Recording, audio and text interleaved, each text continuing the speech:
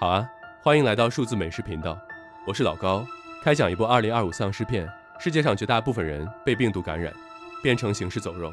病毒入侵的太过迅速，灾后出生的所有新生儿也都是病毒携带者，很快就会变成丧尸，人类即将彻底毁灭。只有一个小男孩幸免遇难，可没过多久，丧尸就冲入了爸爸为他搭建的家园。男孩失去爸爸庇护，必须独自面对残忍的丧尸围困。这个男孩名叫里奥，他从记事开始就跟父亲一起生活在森林中。他没有玩伴，没有朋友，只有父亲陪着他。白天父亲出门打猎，让里奥看家。为了自保，里奥还会拿上一把枪，但那枪也只是壮胆用，其实他根本就不会用那把枪。爸爸是一个十分沉默的人，不出去打猎的时候，也总在外面布置陷阱。里奥只能独自在家里看书听音乐。小小的孩子很能照顾自己，哪怕自己跟自己玩，也能玩得很开心。他的胳膊上有一个特殊的标记，里奥以为这是自己名字的缩写，他很喜欢这个标记，所以打算在树上也刻上这个标记。可爸爸突然在后面出现，牢牢捂住了里奥的嘴。爸爸是害怕里奥刻的标记会引来不必要的麻烦，现在里奥还这么弱小，爸爸根本没办法一直保护他的安全，所以他必须学会在树林里隐藏自己，不让任何敌人发现他的存在。等到长得足够强壮的时候，才能找到属于他自己的希望。每当爸爸这么说，小里奥就会变得很听话，因为这是他最喜欢的童话书《林之语》里说的。这本书是小里奥唯一的精神寄托。在那本书中，森林是有魔法的，那魔法会保护里奥，让他免受伤害。这天，小里奥在树林里四处游荡，发现了一处铁皮房车，他直觉那里有人，却还是没胆靠近查看，只是晚上回家，在自己的绘图日记本上画下了那辆房车。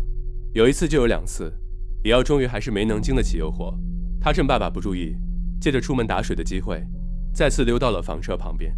这一次他打开门溜了进去，发现这里的日用品摆放得井井有条，还有小孩子的玩具，看来这里也有小孩居住。突然，阴暗的房车里出现了一个身影，里奥吓了一跳，迅速后退，随时准备逃走。随着对方越走越近，里奥看清了对方也是个小孩。看到小孩并无恶意，里奥将自己的耳机给他戴上，让他听音乐。这是小孩第一次听到音乐，明显被吓了一跳，可随后他就笑了。沉浸在音乐的世界里，2个小孩子就这样成了朋友。这个小男孩看上去虽然智商不高，说话很慢，但是十分友善。他名叫托姆，名字发音和里奥有些相近。里奥觉得十分有趣，还给托姆看自己手腕上的标记。为了表示2人都是好朋友，里奥给托姆也画了一个相同的标记。现在他们终于一样了。托姆说自己从没做过坏事，为了证明诚意，还把自己最爱的玩具送给了里奥。时间不早了，里奥害怕出来太久被父亲责备，就要赶紧离开。可这时候，一个身影悄悄在他身后出现。里奥对危险有种本能的反应，他条件反射地跑进草丛里，回头张望才发现是一个端着枪的女人站在自己身后。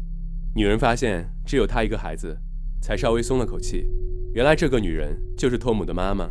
看到里奥拿着托姆的玩具，她对里奥的态度友善了许多。女人问起里奥的妈妈在哪里，里奥从没思考过这个问题，一时语塞。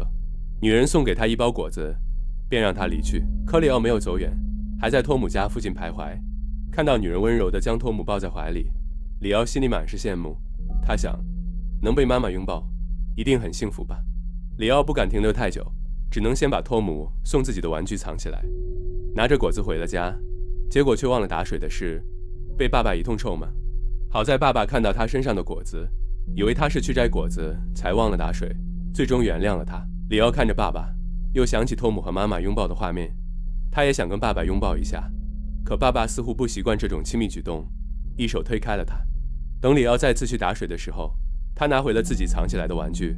后来他又见过托姆的母亲几次，女性独有的温柔让里奥更加想念自己的妈妈。虽然他从没见过妈妈，只在父亲那里见过妈妈的相片，但他总觉得自己的妈妈也会像托姆的母亲一样温柔。终于，他忍不住第一次主动询问爸爸关于妈妈的事，可爸爸没有回答，只是晚上躲在外面悄悄看录像机。里奥也不敢追问，只好将自己的心情都画在本子上。这天，里奥的爸爸像平时一样出门打猎，突然听到一阵奇怪的叫声从远处传来，似乎还有隐约的枪声。爸爸知道出事了，让里奥赶紧躲起来。自己拎着枪去查看究竟。里奥没有走远，就躲在草丛里，看到托姆的妈妈蹲在不远处，身上伤痕累累。没多久，爸爸就走了过去，对着托姆妈妈的方向举起了枪。这一幕让里奥吓坏了，他从来没想过自己的爸爸会是这样一个残忍的人。他赶紧跑回家，躺在床上假装睡觉，不让爸爸知道他看到了那残忍的一幕。爸爸回到家后，整个人变得十分暴躁，像疯了一样大喊大叫。里奥十分害怕，戴上耳机听音乐，可爸爸的声音还是能传到他耳朵里。这天夜里，里奥拿起了父亲常看的录像机，里面记录了从前父母快乐的相处时光。他看到自己还有姐姐，妈妈怀着孕，跟爸爸幸福地畅想未来的孩子会如何。可画面一转，妈妈的脸上满是恐慌与憔悴，好像外面有什么东西一直在追着她。她对着摄像机镜头说着最后的留言。这段视频成了妈妈留给自己的绝笔。视频结束的时刻，就是妈妈的死期。妈妈死了，难道是爸爸杀的？里奥不能接受这个事实，他趁着爸爸睡觉，将爸爸锁了起来，收拾了包裹，在天色蒙蒙亮的时候离开了家。里奥先去找了托姆，他想带着托姆逃离这片恐怖的森林，可托姆不想走，他想要妈妈。里奥不得不将托姆妈妈已经不在的事告诉了他。里奥觉得很愧对托姆，可单纯的托姆没有生他的气，反而走过去温柔地抱住了里奥。这是里奥第一次被人拥抱，心里瞬间安定下来。两个孩子走着走着，里奥突然停住了脚步。常年跟爸爸一起生活的他，早就学会了感知危险。虽然此时他看不到树林里有什么东西，但他知道那里肯定有致命的危机。里奥拉着托姆，不让他再往前走。果然，很快就有丧尸陆续在丛林里现身，他们跌跌撞撞地向这两个孩子靠近。里奥领着托姆往回跑，看到一辆破旧的铁皮车，两个孩子赶紧上了车，可那群丧尸已经将车子团团围住，好像下一秒就要把车子掀翻一样。两个小孩躲在车里瑟瑟发抖，却无能为力。就在千钧一发之际，车门突然被人打开，里奥的爸爸出现了。原来爸爸醒来以后四处寻找里奥，他第一个想到的地方就是托姆的小屋，结果到那一看，发现里面早已人去楼空，才知道两个孩子是结伴出逃了。爸爸心急如焚地在森林里穿梭，好在最后找到了他们。他一把将里奥从车上揪下来，仔细检查他的每一寸肌肤，看看有没有受伤。里奥这才注意到，周围的那些丧尸全都被爸爸打死或者赶跑了。爸爸要带里奥离开，可他看向车里的托姆时，只是迟疑了一下，就拉着里奥快速离开，任凭里奥不断呼喊着好友的名字，也无动于衷。里奥被爸爸拉到树林里，十分愤怒地挣脱了爸爸的手。就在这时，丧尸的叫声越来越近，爸爸一狠心，把里奥拖到隐秘处躲藏，自己握着枪冲了出去，将路上的丧尸一一击毙。看着爸爸的身影逐渐接近托姆躲藏的车子，里奥的心里充满希望，或许爸爸并不是自己想的那么坏。可就在这时，里奥被一只丧尸盯上了，丧尸距离他非常近，里奥根本来不及逃走，只能哆哆嗦嗦地举起手枪自保。正要去救托姆的爸爸听到枪声，赶紧往回赶，因为太着急，不小心被一只丧尸扑倒了。他好不容易摆脱丧尸，回去看到儿子毫发无伤，爸爸开心极了，可他自己已经受伤了。爸爸知道自己不能再陪着儿子走下去了，他将自己锁在一个树桩上，生怕自己什么时候变成丧失理智的僵尸，弄伤儿子。这一次，爸爸终于跟里奥说了当年的事情。当初妈妈被那些丧尸咬伤了，即将变成丧尸，爸爸不忍心看她失去理智，成为只会狩猎的邪恶工具，于是亲手杀死了她。这是爸爸心里永远的痛，也是他的无奈之举。未来的路，爸爸没办法陪着里奥一起走了，他只希望里奥能坚强地活下去。话没说完，爸爸就开始逐渐失去理智，慢慢变成丧尸。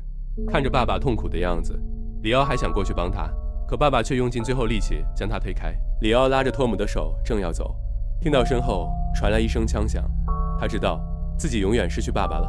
现在他和托姆一样，都成了没有家人的孩子。两个孩子漫无目的地走着，只有那本灵之语能支撑着他们一直走下去。他们想去书中说的尸谷，找到尸谷中的白衣仙女，因为仙女可以让他们远离邪恶，从此幸福健康的生活。一路上，他们饿了就吃野果，困了就挤在一起睡觉。终于来到了一座房子前面，看到一个大叔正在悠闲地晒太阳，他的状态就如同丧尸没爆发之前那样安逸。两个孩子走过去，恳求大叔给他们一点吃的。大叔发现他们只是两个孩子，就放松了警惕。听说里奥和托姆要去石谷寻找仙女，大叔很想护送这些有梦想的孩子上路，可他不能离开这里，因为他的孩子们已经都变成丧尸了。大叔不忍心杀了他们，便将他们囚禁在笼子里，这样自己就能天天看着孩子们。大叔给里奥和托姆准备了食物，看着健康的2个孩子，大叔眼睛里充满希望，因为他记得当年所有出生的孩子都是病毒携带者。既然这2个孩子没发病，或许就能找出治愈更多孩子的方法。里奥和托姆吃完东西就离开了，两人沿着铁轨一直走，来到了一座废弃的火车站，火车还停在轨道上。2个孩子好奇地登上车头，摆弄着表盘里的东西，甚至还安响了汽笛。汽笛声在空旷的原野上传出去很远。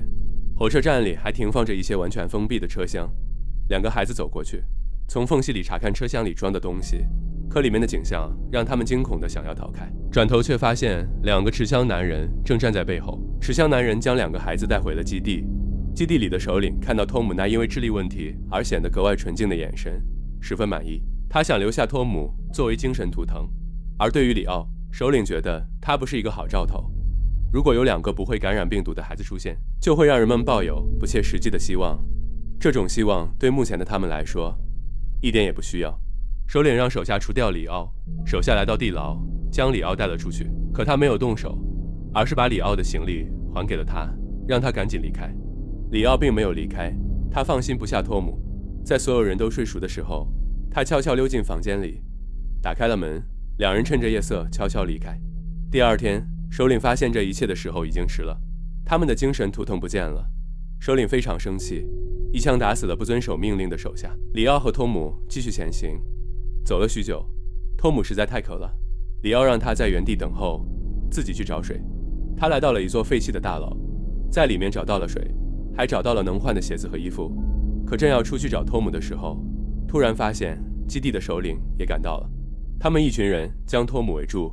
此时首领已经不想要这个精神图腾了，只是要杀掉他，避免他将基地的事情透露出去。就在这时，一架无人机突然出现，紧接着枪声大作，首领中弹身亡，而里奥也跑下了楼。他很想去保护托姆，可几个持枪的军人就在外面。智商不高的托姆都感觉到了威胁，冲着里奥摇头，示意他不要过来。偏偏这时，一个军人察觉到前方好像有人，已经缓缓朝着里奥藏身的地方逼近了。托姆捡起了地上的手枪，朝着军人的方向比划，却被军人误以为是威胁，稀里糊涂地被打死了。现在，里奥失去了所有，没有朋友，没有父亲，只剩下孤独的自己。等军人离开后，里奥也独自离开了。他开始觉得父亲是对的，沿途遇到的人都有可能是坏人，所以根本没有事故，也没有仙女，一切都是父亲骗人的话。这个世界全都是邪恶的家伙，没有例外。里奥悲伤地将自己最爱的林之羽丢掉了。很快，里奥来到了一座曾经繁华如今却破败不堪、毫无生机的城市。这是他第一次见到高楼大厦，见到如此多的汽车，可眼前的一切都那么荒凉萧条，只有恐怖的丧尸叫声传来。这里到处都是丧尸，里奥只能躲在车下，等待着丧尸大军的离开。等一切终于安静下来，他才敢走出来。里奥拿着妈妈留下的唯一一张相片，找到了拍摄相片的位置。那是一座现在已经废弃的大楼，他闯了进去，里面一片混乱，十分漆黑。只有一个房间里，一个身穿白衣的女人正站在窗前，整个人笼罩在光里，看上去与母亲的照片十分相似。这是里奥一直在寻找的仙女吗？他不由自主地走了过去，轻轻触碰女人的手，缓缓抱住了女人。可女人没有回头，只是轻轻拿起了里奥的手，狠狠咬了一口。里奥惊恐地缩回手，才发现那女人只是一只穿着白衣服的丧尸。丧尸晃晃悠悠地朝他走过来，里奥赶紧关上门，可丧尸很快就撞开了门。里奥绝望了，他多希望那是妈妈，这是他唯一的信念，如今也彻底崩塌了。里奥靠在墙角痛哭失声。他路过了一面墙，墙上贴满了人们的照片，他将妈妈的照片也贴了上去。如今的里奥再也没有任何希望了。他漫无目的地向前走，进入一座大楼，听到里面有很大的广播声，循声找去，看到一个虚拟影像正在进行这样的演讲。里奥不知道这人在说什么，只是巨大的音量引得丧尸们都在朝着这边涌来。这一次，里奥没有逃，普天之下已经没有他的容身之地了。他只是戴上耳机，跟着音乐虔诚的祈祷。随着里奥的祈祷，枪林弹雨擦着他的身边划过，周围的丧尸已经全部倒下。当里奥祈祷完毕，摘下耳机，发现周围安静了下来，身上满是狙击枪的红点，是军队救了他。可是当军人发现里奥被咬了以后，他的手伸向了兜里的枪，按照规定，他只能打死里奥，别无选择。里奥没有任何恐惧，他只是安静地抱住军人，什么都不想做，只想要一个拥抱。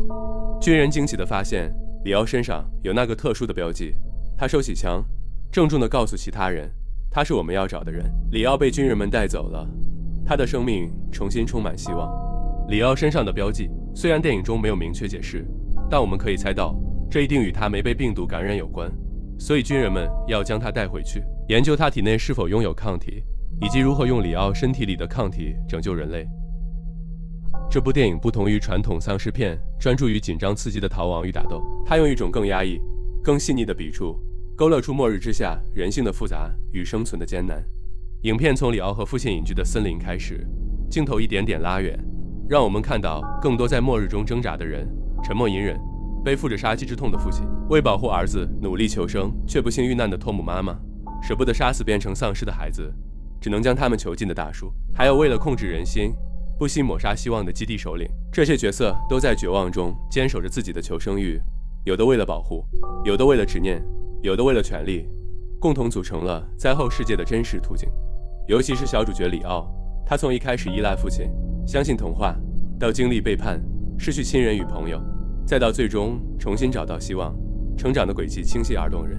他惊恐的眼神，习惯性低头看人的小动作，都精准诠释了在高压环境下成长的孩子所特有的谨慎与敏感，让观众忍不住为他的遭遇揪心，也为他的坚强动容。